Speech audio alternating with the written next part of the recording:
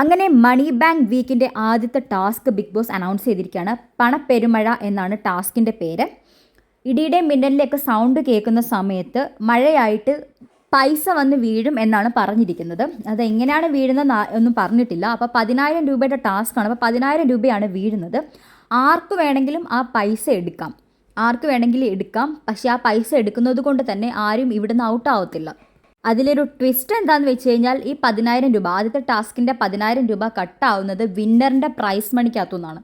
വിന്നറിന് 1 കോടിയാണ് പറഞ്ഞിരിക്കുന്നതെങ്കിൽ അതിനകത്തു നിന്നായിരിക്കും ഈ മണി കട്ടാവുന്നത്, ഈ ഒരു 10,000 രൂപയുടെ ടാസ്ക്. അതേപോലത്തെ കുറേ ടാസ്കുകളുണ്ട്.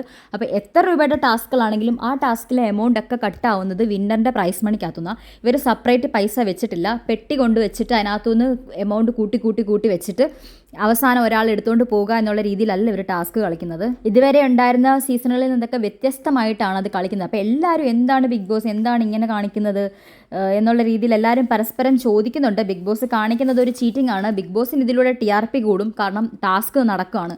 അപ്പോൾ എല്ലാവരും കളിക്കും, ആ ഒരു TRP കിട്ടും. അതുമാത്രവുമല്ല, ബിഗ് ബോസിന് സ്വന്തം പൈസ നഷ്ടപ്പെടത്തില്ല, ഏഷ്യാനെറ്റിന് അത്രയും പൈസ ലാഭിക്കുവാണ്. വിന്നറിൻ്റെ അകത്തു നിന്നാണ് എടുത്ത് കൊടുക്കുന്നത്. അങ്ങനത്തെ ഒരു കള്ളക്കളിയാണ് ബിഗ് ബോസ്. എല്ലാ വർഷവും ഇവരുടെ ഒരു നാറിയ കളി ഉണ്ടാവും. അതുതന്നെയാണ് ഇപ്പോൾ നടന്നിരിക്കുന്നത്. അപ്പം നെവിൻ ഇതിനകത്ത് കളിക്കാൻ പറ്റത്തില്ല. നെവിൻ അതിൻ്റെ നല്ല വിഷമമുണ്ട്. ആ വിഷമത്തോടെ നെവിൻ അവിടെ ഇരിക്കുകയാണ്.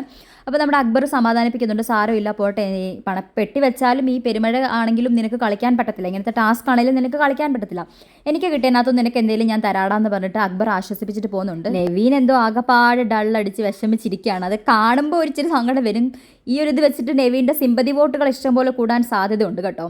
എന്തായാലും നിങ്ങൾക്ക് എന്താ തോന്നുന്നത് എന്നുള്ളതൊന്ന് കമൻറ്റായിട്ട് രേഖപ്പെടുത്തുക. അതുപോലെ ചാനൽ സബ്സ്ക്രൈബ് ചെയ്യുക, ഷെയർ ചെയ്യുക.